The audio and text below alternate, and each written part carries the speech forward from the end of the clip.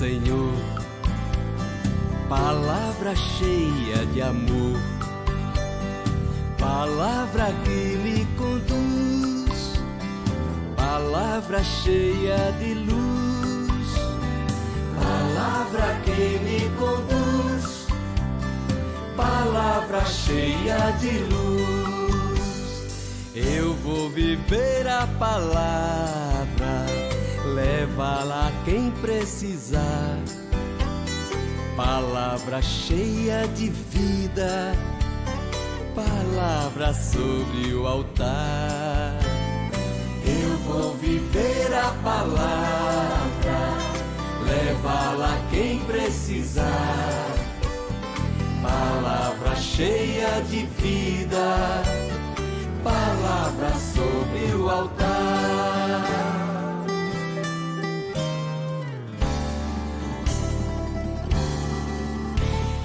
Palavra do meu Senhor, palavra cheia de amor, palavra que me conduz, palavra cheia de luz, palavra que me conduz, palavra cheia de luz.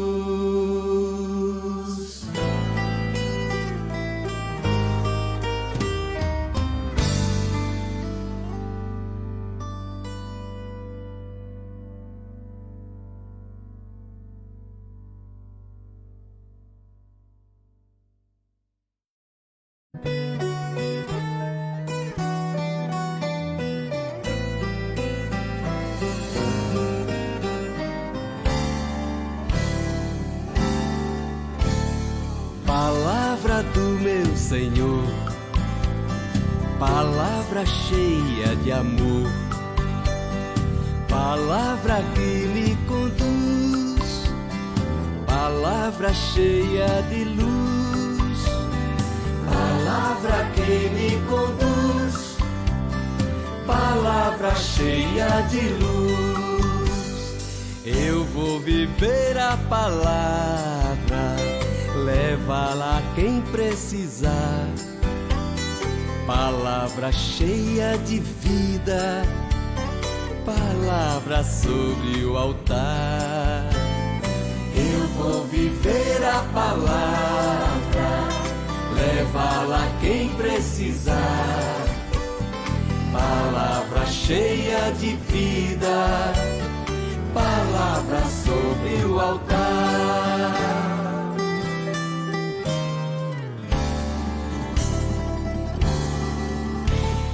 Palavra do meu Senhor, palavra cheia de amor, palavra que me conduz, palavra cheia de luz, palavra que me conduz, palavra cheia de luz.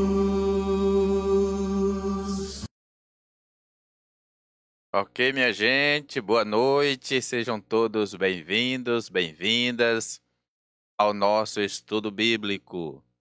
Terceiro encontro, trazendo presente aí uma introdução sobre o Novo Testamento.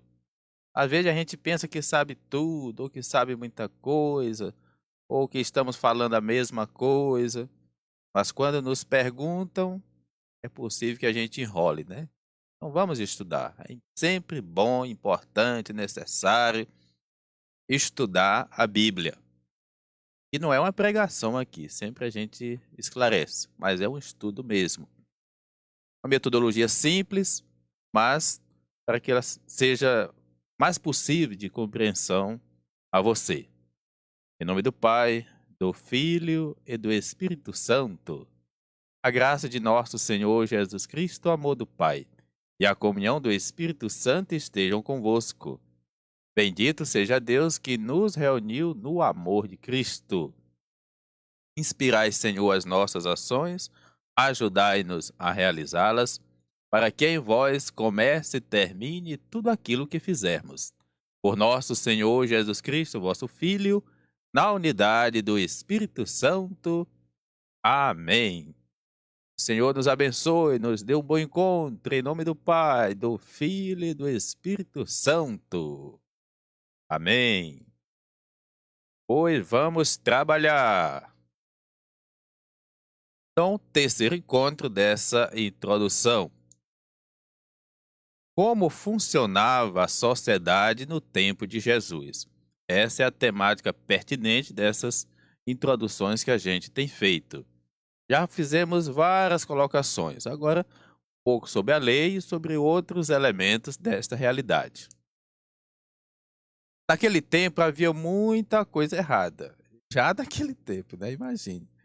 Hoje iremos ver quem ensinava todas essas leis para o povo. Mas antes precisamos ainda falar sobre a lei do sábado. Quanta coisa vai aparecer aqui, que pesava muito sobre o povo. A lei do sábado era muito perigosa, rigorosa, aliás. Não se podia fazer nada, nem andar mais que 30 passos, e quem o fazia se tornava impuro. Só andava para ir ao templo ou à sinagoga. Até comida era proibido, era preparada no dia anterior. Lembro que o próprio Jesus mandou preparar a Páscoa com antecedência. Assim, os discípulos de Jesus foram acusados de desobedientes das leis, porque num dia de sábado colheram espigas de milho e comeram. E Jesus respondeu: se soubesses o que significa misericórdia, é o que eu quero e não sacrifícios, não condenaríeis os que não têm culpa. O Filho do Homem é Senhor do sábado. Ao paralítico que Jesus curou no dia de sábado, os judeus o proibiram de carregar seu leito e perseguiram também a Jesus por fazer tais coisas no sábado. Mas Jesus responde: meu Pai trabalha e eu também trabalho. Então, os judeus, com mais empenho, procuravam matar Jesus para ver o quanto era radical realmente essa ideia da lei. Os fariseus com os herodianos, ou seja, aquele do partido de Herodes, conspiravam contra Jesus sobre como o matariam, porque curou o homem com a mão atrofiada no dia de sábado. E Jesus questionava: é permitido no dia de sábado, então, fazer o bem ou fazer o mal? Salvar uma vida ou matar? Jesus foi acusado de ateu, ou não vir de Deus, porque ao curar o cego no sábado, pegou a lama e colocou-a nos seus olhos. E Jesus responde aos fariseus: se fosseis cegos, não teríeis culpa, mas dizeis, nós vemos, vosso pecado permanece. A observância do sábado, o sétimo dia da semana, era um dos 10 mandamentos. Eu sou Javé, seu Deus. O sábado ficou estabelecido para todo o povo judeu o dia do descanso e o dia do encontro para reavivar a memória do passado. Eles não deviam viver abatidos ou escravizados como no Egito, a serviço do faraó. Mas passados anos, os sacerdotes e os escribas fortaleceram mais a ideia de santificação do sábado. Compreendendo, quando foi criado o sábado, o exílio da Babilônia, e é por isso que está lá no Gênesis a ideia do sétimo dia, na verdade é porque o povo estava sendo escravizado. Deus precisava descansar? Não, se Deus cansa, Deus não é Deus. Mas quem é que precisava descansar? Aqueles e aquelas que estavam sendo escravizados.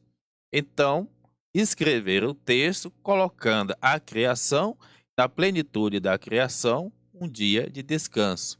Mas, na verdade, são eles que estão precisando de descanso. E, claro, o dia da família se reunir, o dia de realmente servir mais a Deus.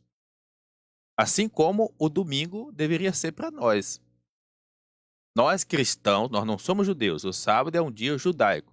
Nós somos cristãos, o dia de guarda para nós é o domingo, o dia do Senhor, o dia da ressurreição.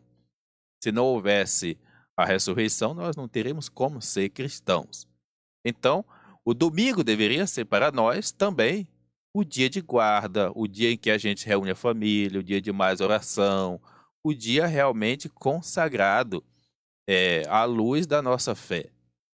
Mas, infelizmente, a gente pode até criticar aquilo que se tornou o sábado na lei. Eu não diria à luz da lei, mas à luz do desleixo. A gente tem banalizado muito o domingo e muitos compreendem que o domingo, mais do que o dia do Senhor, mais do que o dia da família se reunir, o dia de ir para a missa, o dia de nos ocupar com as coisas de Deus, alguns transformaram o domingo na dor de cabeça. O dia que gasta mais, o dia que bebe mais, o dia que briga mais, se tornou o dia de morte. Aí também a gente tem perdido cada vez mais o dia do Senhor. Mas voltemos aqui a esse dia judaico, o sábado. O sábado perdeu seu sentido de descanso para o trabalhador e do encontro para o povo. A lei passou na frente do sentido. Neste dia, nem se podia ajudar uma pessoa necessitada. Qualquer ação praticada no sábado tornava a pessoa impura. Jesus responde: o sábado foi feito para o homem e não o homem para o sábado.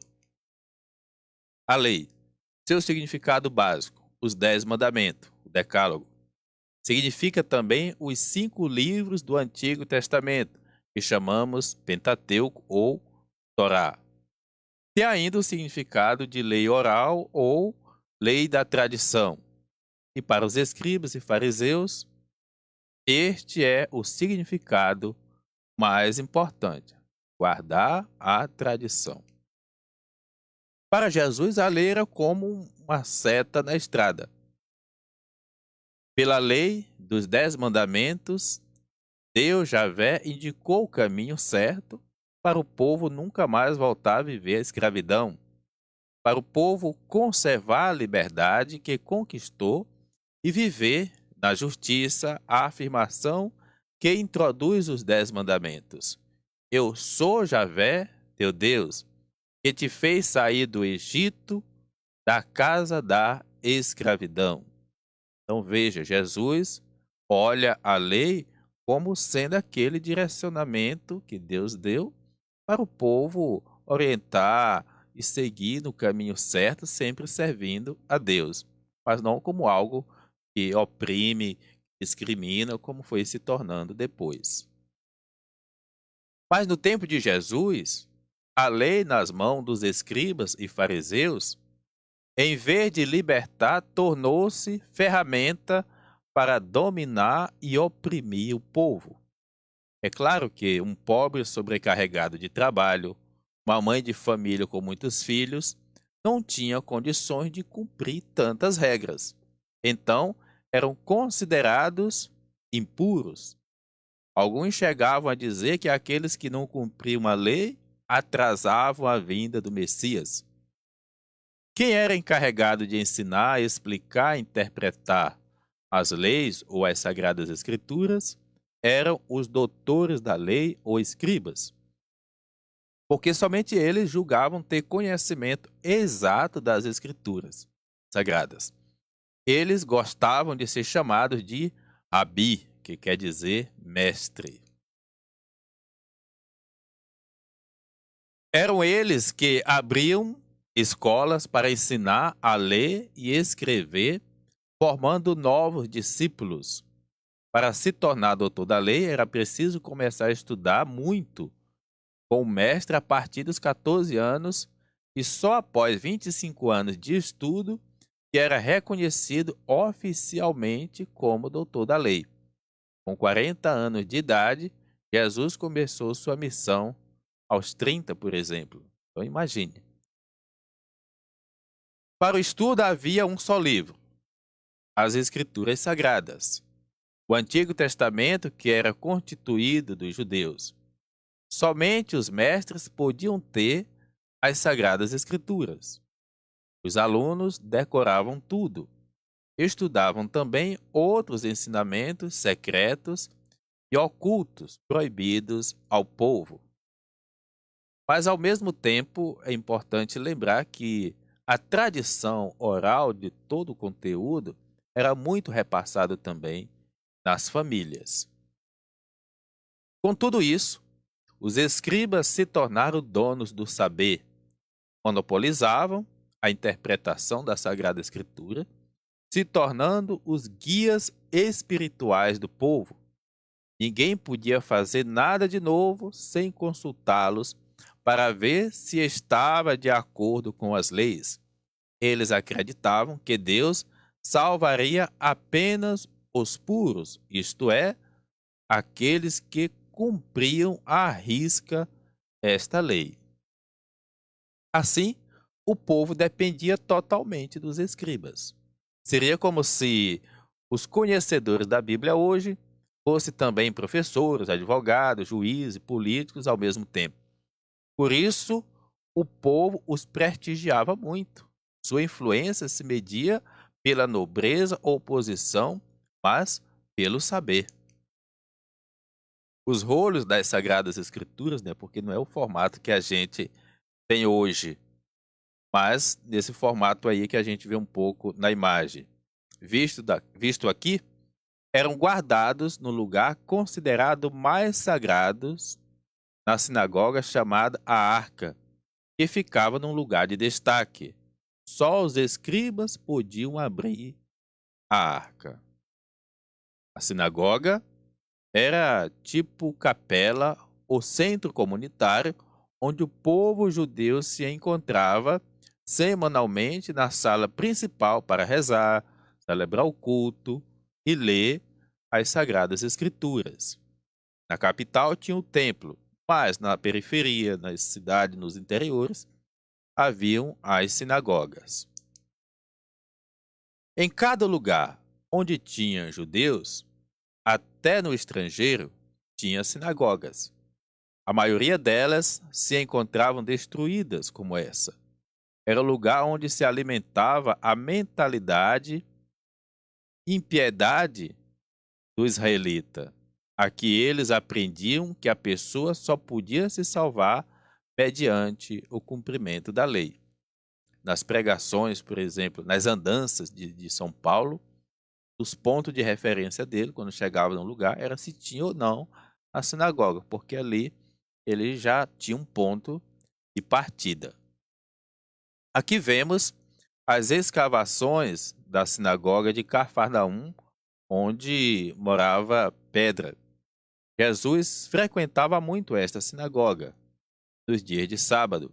Conforme seu costume, Jesus ia à sinagoga e, junto com os outros, rezava salmos, ouvia leituras, fazia comentários, preces e discutia com os doutores da lei. Como era de costume, dia de sábado, Jesus foi à sinagoga de Nazaré e lhe foi entregue o livro do profeta Isaías.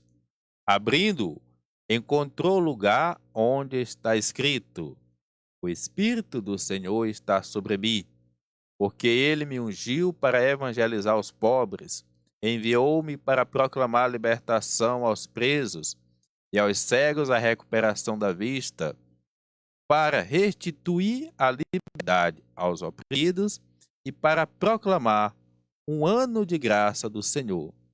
E Jesus acrescentou: Hoje realizou-se esta escritura que acabaste de ouvir. Acredito que todo mundo lembra que esse texto está no Evangelho de Lucas, o capítulo 4, versículo 16, seguinte. Foram os fariseus que criaram as sinagogas, opondo-se ao templo dominado pelos saduceus. Os saduceus formavam um tipo de associação de irmandade, grupo de pessoas piedosas, e não se misturavam com os outros, fato que lhes deu o nome de fariseu. que significa separado. Tinham ao redor de 6.000. Tinha muita gente do povo, gente honesta, séria, sem muita formação, que após a preparação rigorosa, eram admitidos como membro da associação dos fariseus. Mas tinha também muita gente rica e importante, como os escribas. Nicodemos, que foi consultar com Jesus à noite, era fariseu. Alguns fariseus, principalmente os doutores da lei, eram também membros do Sinédrio. Aula passada nós falamos o que era o Sinédrio, a sua constituição, 71 sacerdotes e tudo mais, e como que ele estava organizado, os sumos sacerdotes, os chefes dos sacerdotes e os sacerdotes. A prática dos fariseus era de devoção total à lei. Nela estava concentrado o sagrado, o caminho para chegar a Deus, segundo acreditavam. Todos os membros, sem exceção, cumpriam uma lista de 613 preceitos rituais. Tinham fama de serem santos, de rezar muito, de jejuar 2 vezes por semana, de pagar o dízimo mais do que devia e dar muita esmola. Por isso, suas opiniões valiam muito para o povo simples e pobre, que os via como um modelo, mas se via também impossibilitado de seguir tantas exigências. Os fariseus se consideravam os escolhidos de Deus, distintos do povo, tido como ignorante e não cumpridor da lei. Quer dizer, eles se julgavam os santos, melhores, mas ao mesmo tempo julgava que aqueles que não conheciam a lei eram impuros, ignorantes, de certa forma os tratava de maneira desprezível. Os fariseus andavam na rua com roupa diferente dos outros, usando muita filatelia, tipo cordão com uma caixinha, que amarravam na testa. Dentro postavam um papel com a frase da lei escrita em sinal de obediência à lei. Veja que o Evangelho de Mateus coloca no capítulo 23. Eles amarram faixas na testa, né? Quem diria? Por se considerarem os únicos salvos, se tornaram uma elite religiosa que já não escutava mais o clamor do povo e por isso não podiam entender o sentido certo da lei de Deus. Só olhavam a letra escrita dos livros e a impunham ao povo conforme a interpretação que eles davam, sem olhar a necessidade do povo. Quer dizer, a lei criada para amparar, como diz Jesus, como caminho de indicação, agora, pela mesma lei, eu vou discriminar, desprezar, e aí você mata o sentido do seguimento a Jesus, o seguimento de Deus, né? Os fariseus esperavam um Messias que fosse doutor da lei, que os ajudaria a entender e observar plenamente a lei, apressando assim o fim dos tempos e a libertação de Israel. Tiveram assim que se confrontar com um Messias diferente do que eles esperavam. O Messias que discordaria deles na maneira de interpretar a lei e na sua própria observância.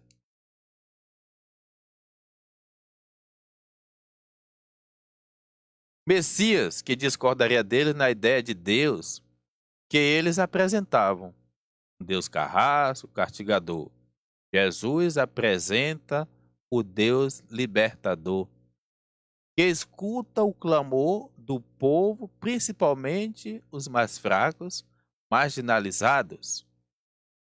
Ao mesmo tempo, salvá-los, porque Ele é Pai. Esse é o Deus que Jesus apresenta.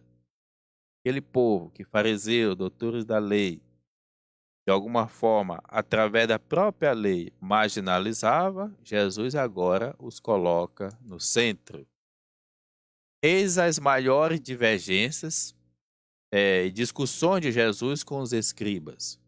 O sábado, sobre a pureza, sobre o próximo, sobre o estrangeiro, o jejum, a oração, o templo, o conceito de Deus e a sua presença no meio dos pobres. Até isso era questionado por esse grupo.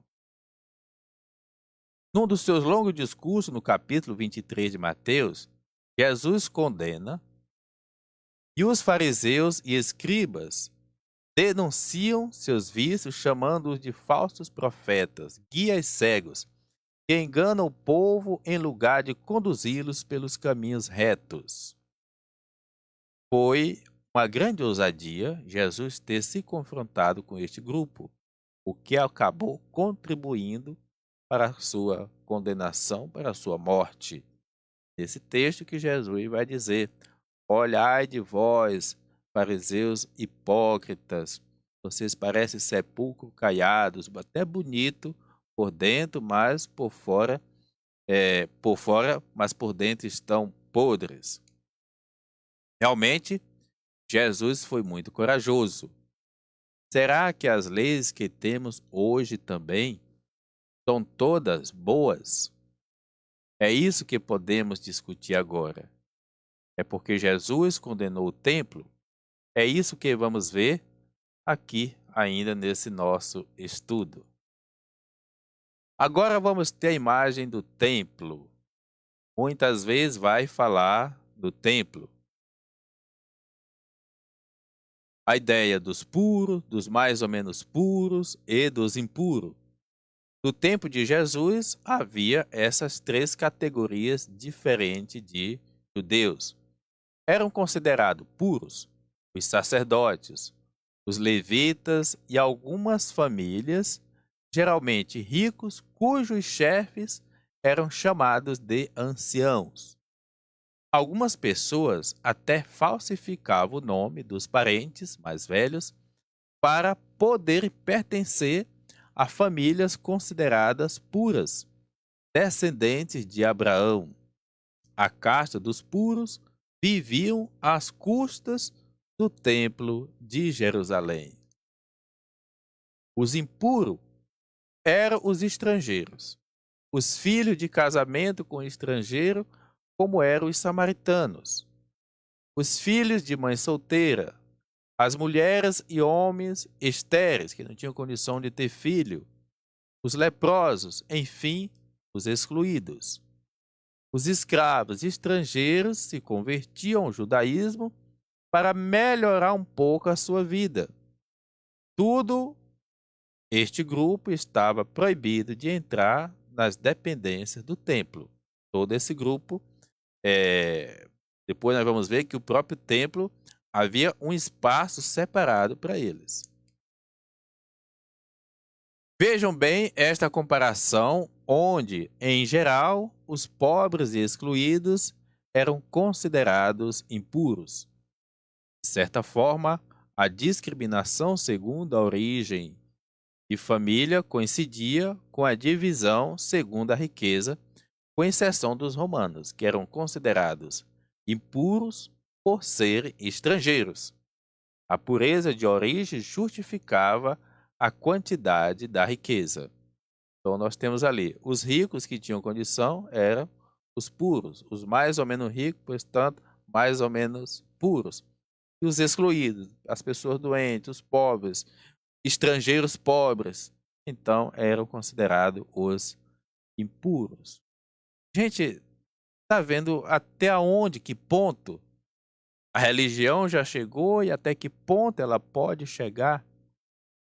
Será que não temos coisas também assim nos nossos dias hoje, onde a religião, ao invés de acolher e ajudar as pessoas a viver o projeto de Deus, a se libertar, ela pode ser um peso, um fardo pesado, e mais coisas vêm por aí. Pode-se dizer também que era o templo quem determinava a classificação das pessoas na sociedade, e religião e Estado era muito misturado. Quanto mais perto dele, mais puro. Quanto mais longe, mais impuro. Vejam o templo de Jerusalém e vejam o norte da Galiléia, onde Jesus viveu. Da região de Jesus até o templo, até Jerusalém, da Galiléia, que fica no norte, até o sul, onde está a Judéia, onde está a capital, eram mais ou menos 120 quilômetros. Então, até essa distância, já fazia com que as pessoas fossem olhadas de maneira discriminada. E isso também no dia de hoje. Quem está na capital e diz, você mora no sul do Maranhão, mora em Balsas, né? Dependendo da pessoa, já faz um prejuízo, um pré-julgamento ali. No interior da tenda tinha uma parte chamada o Santíssimo, ou Santo dos Santos. Aqui só os sacerdotes, seus descendentes, sumos sacerdotes, podiam entrar. Dentro da arca tinha guardadas as tábuas da lei de Deus. Era considerada a parte mais sagrada do templo. Essas informações são sempre importantes a gente ter, porque muitas vezes são usadas em nossas pregações. O templo foi construído com a maior ostentação possível, e assim abriu um vasto campo de trabalho. Artesanato de ouro, prata, bronze, mármore, tudo em função do templo. Era uma concentração de trabalhadores. No começo da construção foram contratados 10.000 trabalhadores leigos e 1.000 sacerdotes foram transformados em artesãos para a construção das partes consideradas sagradas e proibidas ser feita pelos leigos. No total, entre sacerdotes, levitas, funcionários, cambistas, vendedores, trabalhadores, eram 18.000 pessoas que viviam na organização do templo. Já imaginou, minha gente? Temos mais aí uma maquete. Esta é a planta do templo de Jerusalém no tempo de Jesus. O pátio de fora era cercado por muralhas, tendo várias entradas. Neste pátio ficavam os vendedores e cambistas. Por que os cambistas? Porque você vinha de fora, você tinha que trocar a sua moeda pela moeda do templo, porque a tua moeda é impura. Os vendedores também nesse sentido, vendedores principalmente de animais, porque o teu animal também é impuro, tinha que comprar lá. Então imagine quanto que isso engordava, né, essa turma. Subindo vários degraus, alcançamos o templo. Subindo vários degraus, alcançamos a área onde ficavam as mulheres. E subindo mais degraus, tem a área onde ficavam os homens israelitas. E mais para dentro, a parte reservada só para os sacerdotes. Veja que você veja ali na primeira parte as mulheres, pouco mais adentro os homens, e lá mais próximo temos somente os sacerdotes. Mas depois, e a área onde ofereciam os sacrifícios. Os outros judeus podiam entrar nesta área somente ao oferecer o sacrifício, que era o interesse. Subindo mais degraus, tem a parte mais alta e mais sagrada do templo, chamado santuário, como já dissemos, Santo dos Santos, dentro do qual tinha outra parte chamada Santo dos Santos. Observe a fortaleza de Antônia ao lado direito do templo. Ali, à minha direita de você que me assiste, à esquerda aí, né? O santuário era dividido em duas partes. Uma parte era chamada o Santo e a outra parte, ao fundo, era chamada Santo dos Santos, ou Santíssimo, o lugar onde ficava a Arca da Aliança. Interessante nisso também, por exemplo, nós temos o sacrário. O que nós colocamos no sacrário? O o Santíssimo, a hóstia consagrada, Jesus. Para eles, a imagem de Deus era como que personalizada, por exemplo, na Arca da Aliança, que era a Bíblia. Pentateuco, os rolos do Antigo Testamento. Então aquilo não era apenas papel, não era apenas um livro qualquer, mas era Deus mesmo para eles. Tanto que era adorado até. Entre as duas partes tinha uma dupla cortina chamada o véu do santuário. Veja o que pode levar à interpretação da Bíblia. Tem gente que por causa disso e por causa de algumas citações de São Paulo, criou a Igreja do Véu. Aquela que se rasgou de cima a baixo quando Jesus morreu na cruz.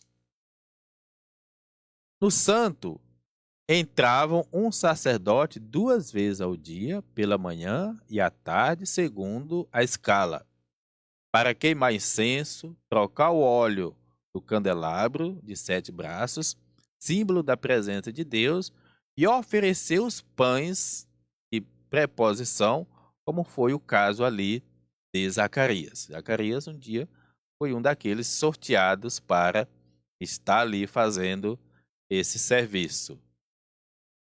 Já no Santo dos Santos, entendendo? A primeira parte, os santos, onde os sacerdotes entravam, e mais ainda à frente, no Santo dos Santos, onde ficava a arca. Inteiramente vazio, considerado o lugar mais santo e sagrado do templo e do mundo. Só podia entrar o sumo sacerdote para oferecer um sacrifício uma vez por ano, no dia da grande expiação, para pedir perdão a Deus de todos os pecados do povo.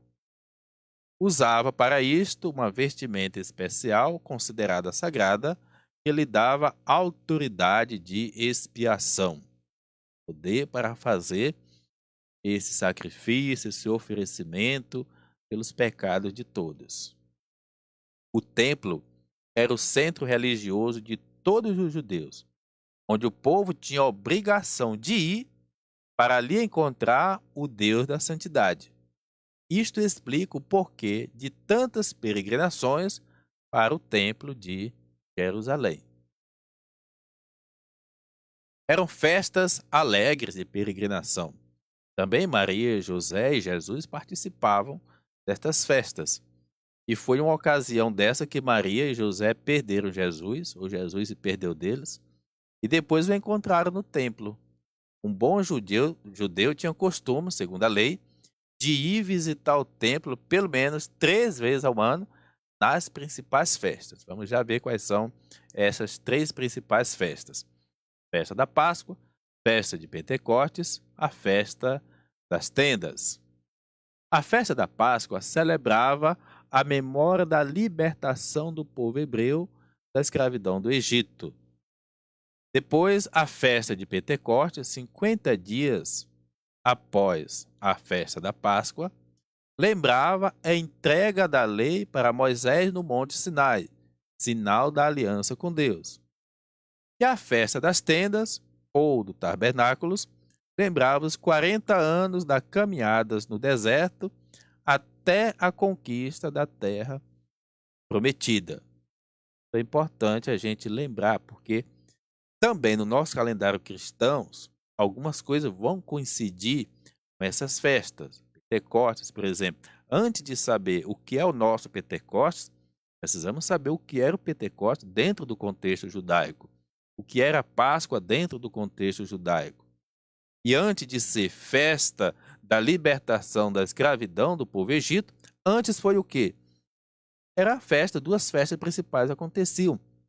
Que era a festa dos pastores, que ofereciam os seus animais, e a festa dos agricultores, que ofereciam ali os primeiros frutos.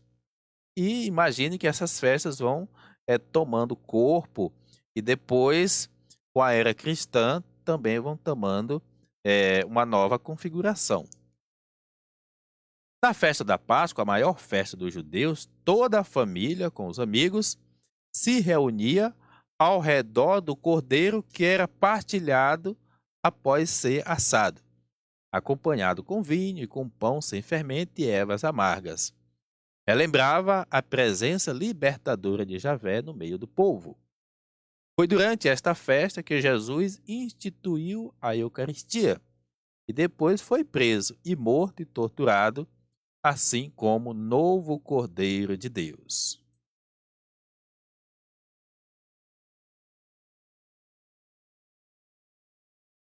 Na festa de Pentecostes, a comunidade estava reunida para agradecer a Deus pelas colheitas e renovar sua aliança. Neste dia, os apóstolos tiveram a primeira grande colheita. O Espírito Santo estabelece uma nova aliança e quebra todas as estruturas erradas a fim de viverem a proposta de Jesus. Porque a festa das tendas vai coincidir justamente com esse momento.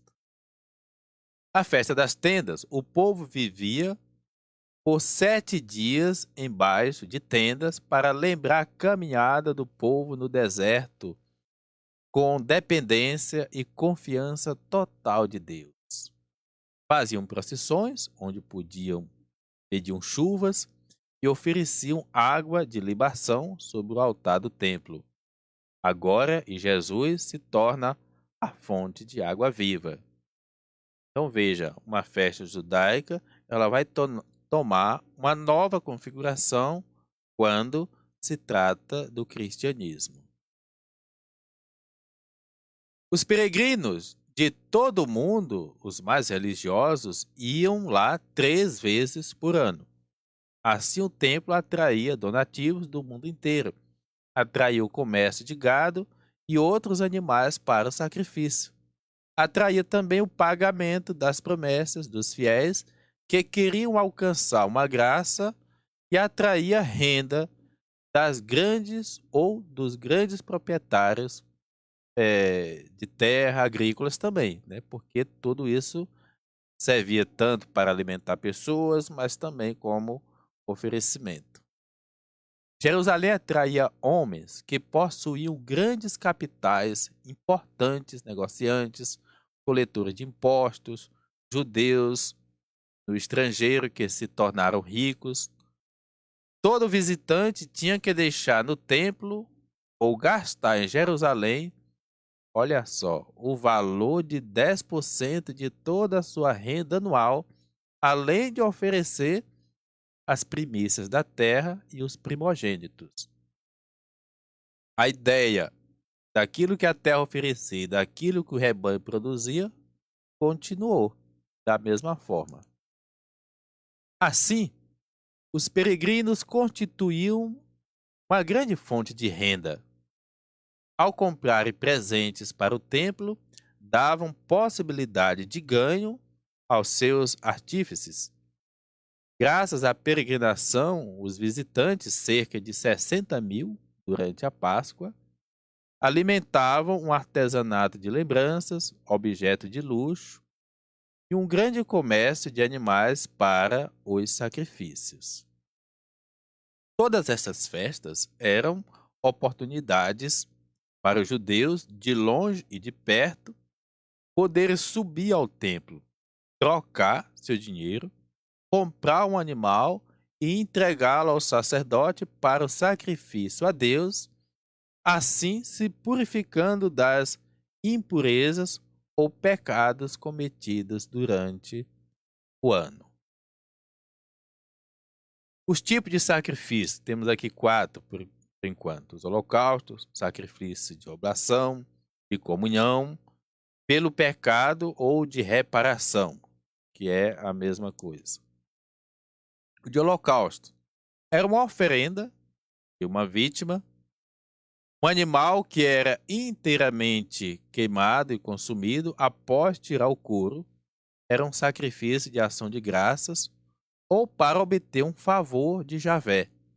Diz o livro do Êxodo: o holocausto será uma oferenda queimada de agradável odor a Javé. O couro ficava com o sacerdote.